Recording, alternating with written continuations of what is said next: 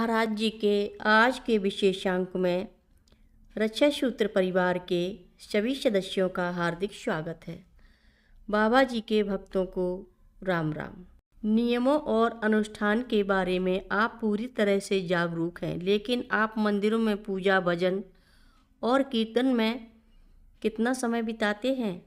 आपके पास इसके लिए समय नहीं है, क्योंकि आपकी सारी ऊर्जा उन लोगों के प्रवेश को रोकने के लिए राजनीतिक लड़ाई में व्यर्थ हो रही है जो आकर पूजा करना और अपने भजन और कीर्तन गाना चाहते हैं।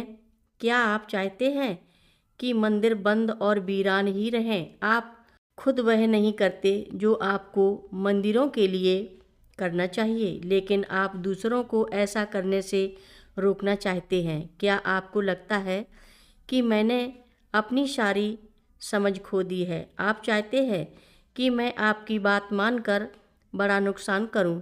ये विवाद वास्तव में उन साधुओं के लिए जाल है जिनके दिल में धर्म के प्रति सच्ची श्रद्धा है। आप मुझे इस लड़ाई में शामिल होता नहीं पाएंगे। वे रुके जैसे उनका काम पूरा हो गया हो और अब कोई और मिसाइल चलाने की ज़रूरत ना हो। चारों ओर सन्नाटा छा गया। कहीं कोई फुसफुसाहट या हलचल नहीं थी। हर कोई यह समझने की कोशिश कर रहा था कि उन्होंने क्या देखा और क्या सुना। करपात्री जी चुपचाप बैठे रहे। शायद वे सोच रहे थे कि यह सब कैसे हो गया। उन्होंने तो बाबा जी का पूरे प्यार और श्रद्धा से स्वागत किया था, लेकिन बदले में उन्हें केवल आलोचना ही मिली। समय बीता और ऐसा लगा जैसे सब लोग एक बुरे सपने से जागे हों। फिर बाबा जी ने अपना काम फिर से शुरू किया। कमरे में मौजूद सभी लोगों को संबोधित करते हुए उन्होंने कहा, आप सभी उन्हें जानते होंगे। इस क्षेत्र में ऐसे बहुत कम लोग हैं जिन्होंने इनके बहुमूल्य प्रवचन नहीं सुने हैं। आपके धर्म की ऐसी कोई शाखा नहीं है जिसमें वे पारंगत ना हो। लोग वास्तव में मंत्रमुग्ध हो जाते हैं जब वे इन्हें रामायण या पुराणों पर बोलते हुए सुनते हैं। इन्होंने अनगिनत पुस्तकें लिखी हैं जिन्हें पढ़ा जाता है। हजारों लोग जिनकी पुस्तकें पढ़ते हैं वे एक महान संत हैं जिन्होंने अपना पूरा जीवन लोगों के कल्याण के लिए समर्पित कर दिया है।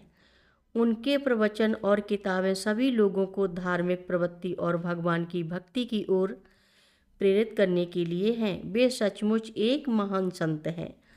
कुछ प्रसाद लाया गया और बाबा जी ने पहले करपात्री जी को दिया, फिर दूसरों में वितरित किया।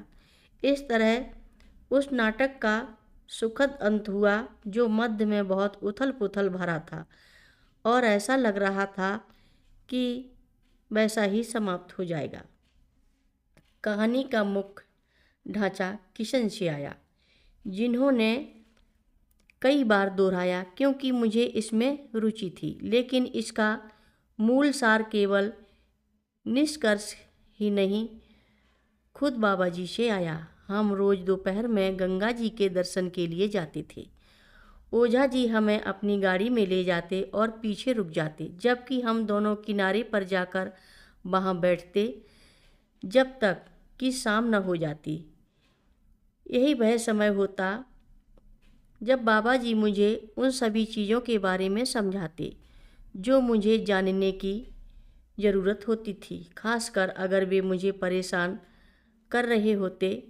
करपात्री जी की कहानी कई बार बताई गई, साथ ही साधुओं के राजनीतिक आंदोलन में शामिल होने की भूमिका थी।